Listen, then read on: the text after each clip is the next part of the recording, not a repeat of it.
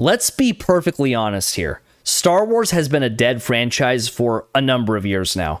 I think it died in 2017 with The Last Jedi, but some people will say that it died even before that, maybe in 2015 with The Force Awakens, and even some will say that the day it truly died was in 2012 when George Lucas sold Lucasfilm to Disney.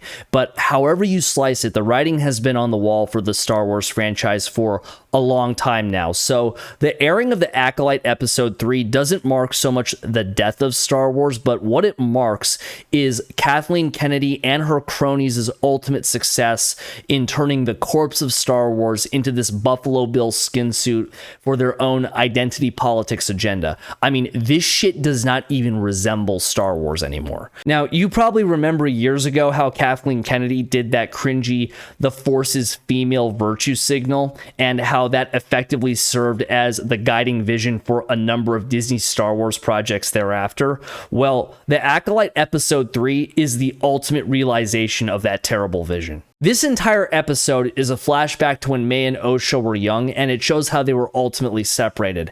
And I've got to say, just straight off the bat, the child actors who play the young May and Osha are terrible. I know I shouldn't be too hard on child actors because they are just kids, but I've got to be honest, they're not good. Anyway, these twins hail from this planet, the name of which I don't care enough to remember, and they were born into this coven of witches who are all lesbians. This episode is not at all subtle about these witches being rug munchers, because just look at this interaction. And apparently, this coven of witches uses power that comes from what they call the thread. And at one point, one of the twins' mothers says that some people refer to the thread as the Force. The baked-in implication being that the witches have it right, and that those who call it the Force, i.e. the Jedi, have it wrong. Oh, and apparently Osha and May's two mothers immaculately conceived the twins using the thread.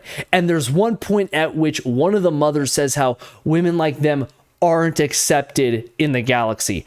This show really is a scissor sister fantasy. So Osha and May are about to have an ascension, which basically is the ceremony that will make them witches. May wants to become a witch, but Osha wants to become a Jedi for no other reason than that the plot just needs to happen. And sure enough, the Jedi, including Master Soul, are on their home planet, and they storm into the witch's compound and demand that the twins get tested for Force sensitivity and be trained as Jedi if they have the ability. This whole sequence really paints the Jedi as these despicable people who snatch other people's kids without giving them a say in the matter. May sabotages her test, but Osha answers the test questions honestly, passes, and decides she wants to go with the Jedi. After finding out that her sister took the Jedi test seriously and passed, May throws a hissy fit, tells Osha that she's gonna kill her, traps her sister in this room, and sets it ablaze somehow, even though the entire complex is made out of stone. But you know what? It's the Acolyte. This show is not concerned with little things like detail. Osha escapes the room and comes face to face with May as the entire place is coming down from the fire, and they're standing on one of those bridges that's suspended over an abyss, which are so common in Star Wars, and May's half of the bridge falls and she plummets to her doom, so the Jedi think, and before Osha falls to her death, Master Soul runs in and saves her. Then, as they're running out of the burning compound, all of the lesbian witches are just lying dead on the ground for no reason at all, it seems. Whether it's from carbon monoxide poisoning because of the fire, or whether there's some dumbass explanation down the road, I don't know, and frankly, who gives a fuck? Just when you thought Disney Star Wars could not get any more blatant with its woke propaganda, Kathleen Kennedy and company just shout, "Hold my beer," and they give us Acolyte Episode 3. This episode really tries its hardest to cast the Jedi as being evil and the witches as being good. And it's been quite a popular thing as of late to say that, oh, the Jedi suck for this reason or that reason, and it's really fucking tiring. The Jedi aren't perfect, but they are good. You know, people can be good without being perfect, just like evil people, even if they have reasons for why they're doing the things that they do, they're still evil. For instance, the reason May wants to kill Osha is because Osha abandoned the witches to join the Jedi. And as I said, the show is trying to cast the witches as being in the right and the Jedi as being in the wrong. So you can really see that they're trying to set it up so down the road we sympathize with May.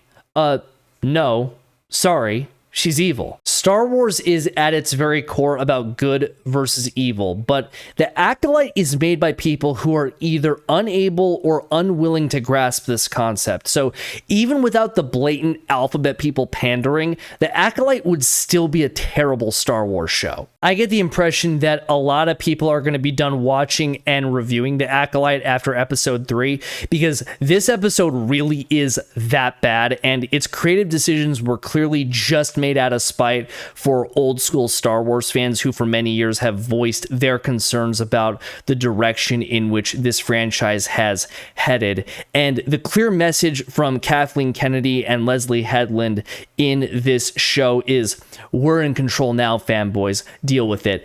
And you know what? Despite that insulting message, I have really enjoyed watching this show's incompetence with the same fascination that I would watch a train wreck. Maybe I will watch episode 4 just to see how awful and cringe it is, and maybe I will review it, but this could very well be it for me too. I'll just have to wait and see how I feel next week. But either way, when people say that after this there is no hope for reviving Star Wars, it's very hard to disagree with them. So that about wraps it up. I'm Grega, and you all look after yourselves. Cheers.